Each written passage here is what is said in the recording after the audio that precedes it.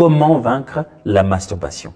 Je vais lire avec vous un texte dans Jacques au chapitre 1. On va lire à partir du verset 13. Je préfère le lire dans la version seconde.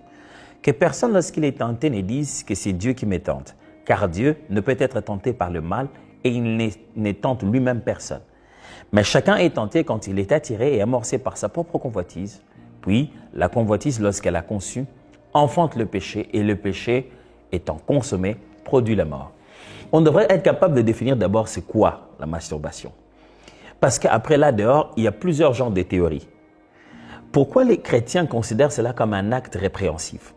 Parce que toute autre façon que tu peux mettre sur pied, qui a pour but d'essayer de te plaire sexuellement, en utilisant une autre forme d'image mentale, est un péché.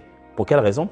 Parce que Jésus-Christ pousse justement ce débat-là du péché sexuel à un niveau élevé. Il dit, vous avez appris qu'il a été dit, tu ne commettras pas d'adultère. Mais moi, je vous dis, celui qui regarde sa sœur et a des pensées impures avec elle, a déjà commis l'adultère dans sa tête. Tu vois? C'est ce qui se passe. C'est-à-dire que la chose arrive au niveau du péché, de la pensée seulement. Jacques est en train de le dire ici, que tout commence par la convoitise. On convoite, on désire, les désirs charnels montent dedans de nous. En réalité, qu'est-ce que c'est que la masturbation? C'est le fait que quelqu'un ne sait plus se maîtriser avec les idées et les pensées qui sont en train de tourmenter sa tête. C'est le fait que quelqu'un n'arrive plus à se maîtriser avec les images dont il a bombardé sa pensée. Alors en réalité, tout commence par une pensée. Ce n'est pas encore un acte, la masturbation, c'est une pensée.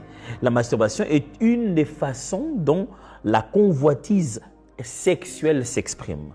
Et que celui qui a commis la masturbation, qui a commis l'adultère ou l'acte sexuel, ont tous péché, comme celui qui a commencé déjà à développer et à consommer cela dans sa tête. La question ici, c'est comment vaincre cela? La réponse devient donc claire. Si ça, c'est un acte qui vient des pensées qui ont été nourries de l'autre côté par un certain nombre d'images, d'idées, de conversations, faites ce que le psalmiste dit.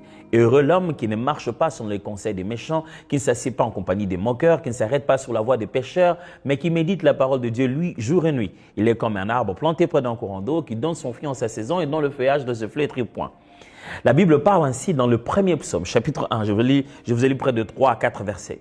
En réalité, celui qui ne veut pas avoir des pensées sexuelles répréhensives, qui ne veut pas se sentir opprimé, oppressé dans sa tête pour arriver à faire un acte comme la masturbation ou tant d'autres actes, devrait déjà sélectionner le genre d'idées, le genre de pensées, le genre de milieux, le genre d'images, le genre de personnes qu'il fréquente. Parce que c'est là que ça commence. Jacques a parlé de cela comme une conception. Il dit la convoitise, elle devient comme une grossesse. Et puis elle enfante. Et ce qu'elle enfante finalement, c'est la mort.